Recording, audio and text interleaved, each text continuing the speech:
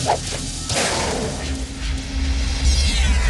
mention the town of St Andrews these days is to precipitate a conversation about the grand old game of golf. As the ancestral home of golf, no place has a richer past, deeper respect, or more detailed history of the game.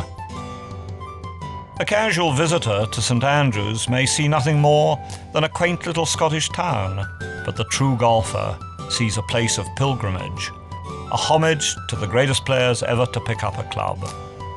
Virtually every great golfer has walked these hallowed links sometime during his or her career. Even Mary Queen of Scots was reputed to have golfed here.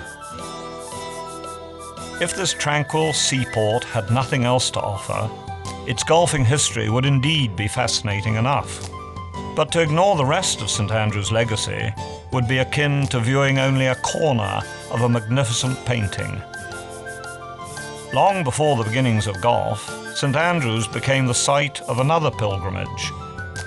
Beginning modestly enough, with a small parcel of relics and bones, reputed to be from the apostle from whom St Andrews takes its name.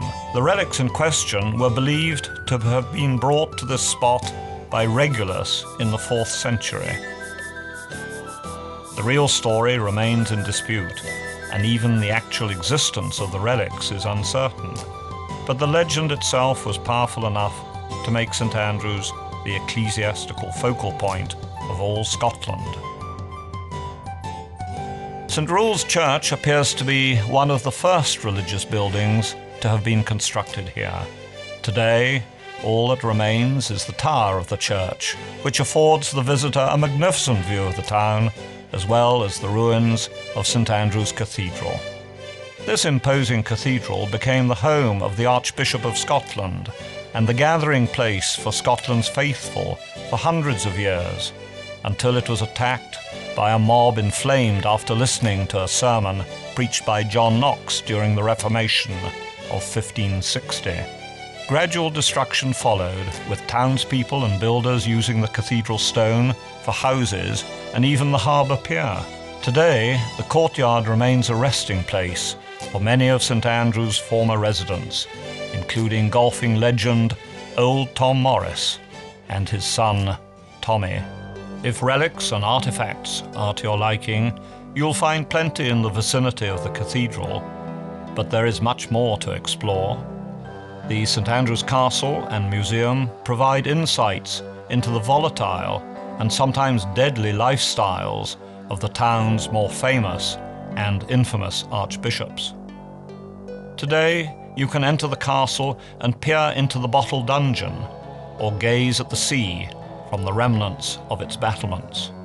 Take a look out of the very window where Cardinal David Beaton watched the burning of a man he had condemned for heresy, and where his own body was exhibited 3 months later, after he was killed by the sword and pickled in salt.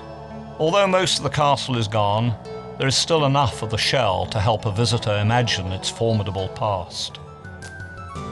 The Borough of St Andrews is also the home of the oldest university in Scotland, and its large population of students helps to provide a workforce to keep up with the many tourists who visit each year.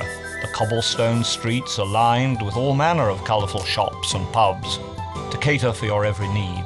After a vigorous walking tour or a day on the links, you might want to take a seat and enjoy a sandwich and brew, shop for a new golf club, or buy an Angora sweater.